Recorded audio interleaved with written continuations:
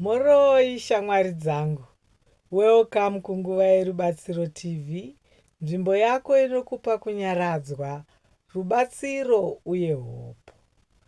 Nhasi tichataura nezve creating calm in a chaotic day, uye nzira dzinokubatsira kuwana runyararo rwemwoyo kunyange kana upenyu uchimhanya zvakanyanya. Gara zvakanaka, bata mwoyo uye tichatanga rwendo rwedu. Shamwari dzangu, pane mazuva anoita kunge hapana chinomira, mabasa, vanhu, pressure, notifications, kushushikana. Unonzwa kunge pfungwa dziri kuvhunduka, muviri wakamanikidzwa uye mwoyo uchinetseka. Nhasi tichadzidza nzira 5 dzekugadzira runyararo muzuva remeremere. Start with 1 minute of stillness. Usati watanga zuva, gara pasi kwemaminitsi 1 chete. Usafunga zvakawanda, ingova silent and breathe.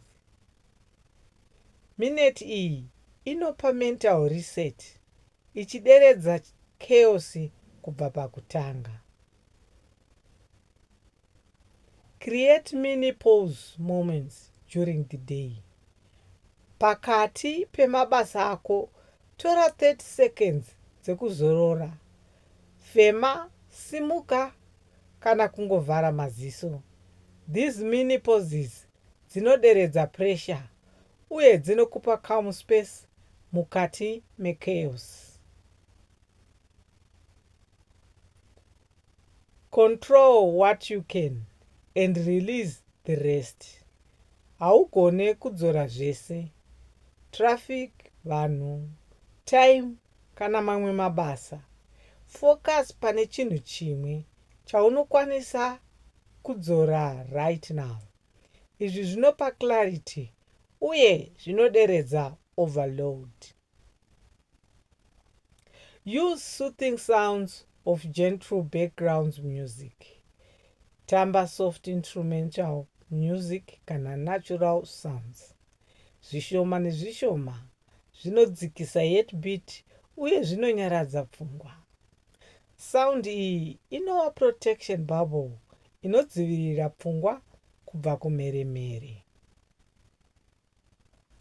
End the day with a slow wind down ritual. Mangwanani anoita kusurudza kana ukapedza usina calm. Turn off noise. Ita warm bath. Nyora zvawafunga kana kunyengetera. Wind down iyi inoita kuti muviri nemwoyo zvibude muchaos, zvichipa hope dzakasimba. Shamwari dzangu, idzi ndidzo nzira 5 dzekugadzirira nyararo muzuva rine mheremhere. Gara wakadzikama, ramba uchizvichengeta uye uve nerugare. Nguva yako yerubatsiro yasvika. Ndokutendai nekuteerera nguva yerubatsiro TV. Subscribe kuti uwane guidance, motivation uye real life solutions nguva dzose. Gara wakasimba uye rangarira runyararo runogona kuwanikwa kunyange pazuva rinonetsa.